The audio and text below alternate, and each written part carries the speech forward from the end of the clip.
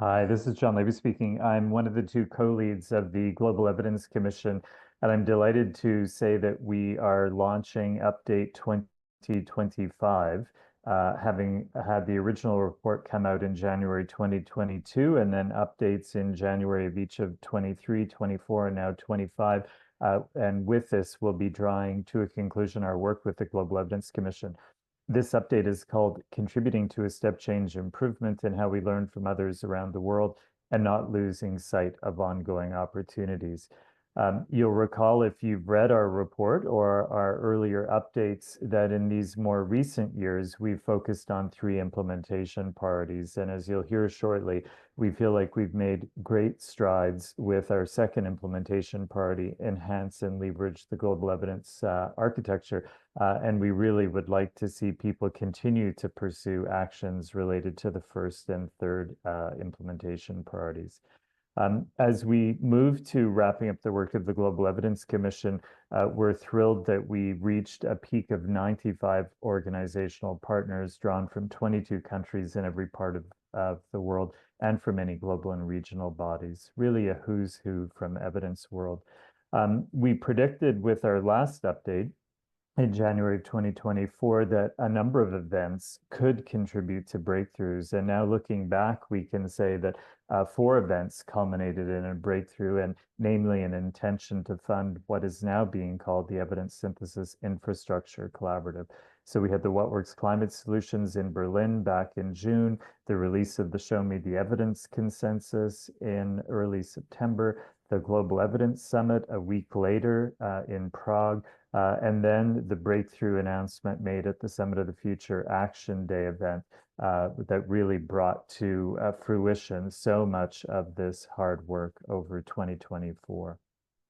Just to step back to one of those events, the consensus statement, that helped us to consolidate the case for change. If you haven't seen the Show Me the Evidence features, they're available in 7 languages, co-published in 5 leading journals.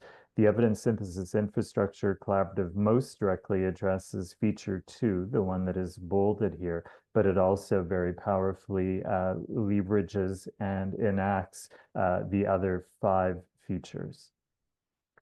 This is a somewhat busy slide, but if you look at Update 2025, you'll be able to explore this in more detail. In addition to the announcement on the 21st of September about the Evidence Synthesis Infrastructure Collaborative, there were a number of additional reports released, important journal reports that were made available, and some complementary announcements, including a very bold one from the UK Research and Innovation Group. So a lot of activity between early September and early October. And if you want to read more, you can click on any of the hyperlinks in Update 2025. So we're now off to the races with the Evidence Synthesis Infrastructure planning process. It's adopting a collective impact approach, and in line with the original announcement from the Wellcome Trust back in September, you'll see at the base the 5 elements of the infrastructure that are the focus of this collective impact approach. You'll also see the suites of living evidence syntheses that we hope many funders will be coming forward to fund. And you'll also see at the top those actionable insights served up in different ways for different decision makers, sectors, regions, and languages. So this is the big picture that we're very much hoping is going to be rapidly put in place after the planning process that's underway.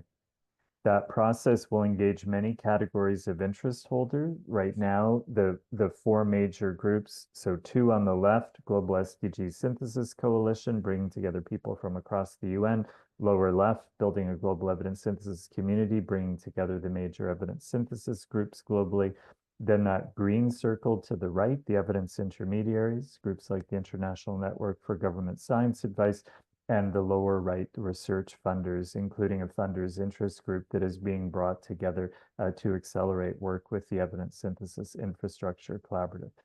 Government policymakers, people involved in other forms of evidence. Off to the right, you'll see citizens, and you'll also see tech companies, other key players that are part of this process. A really important message from Update 2025 is you now have an opportunity to help shape the future of this vision.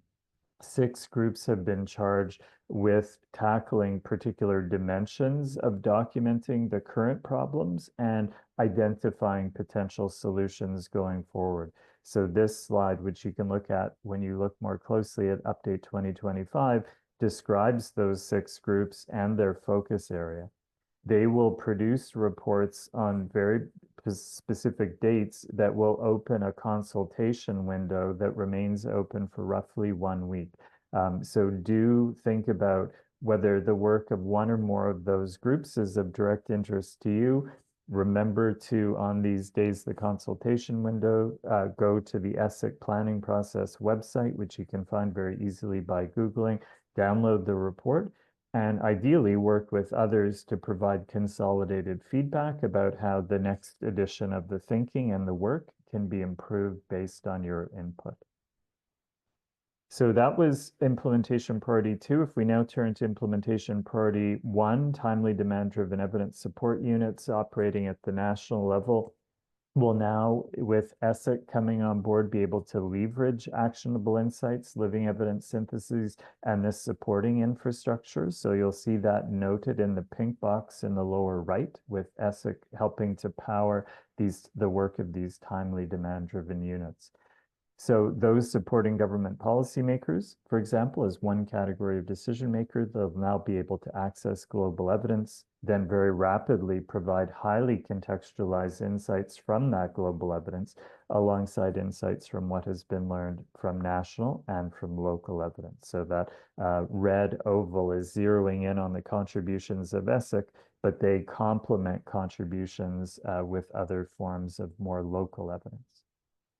We do see signs of building momentum with implementation priority 1. We still think they're there, but what we're not seeing are the commitments to formalize and strengthen these national and local evidence support systems. So that's one of the pieces of unfinished business we really hope others will be taking forward in the months and years ahead.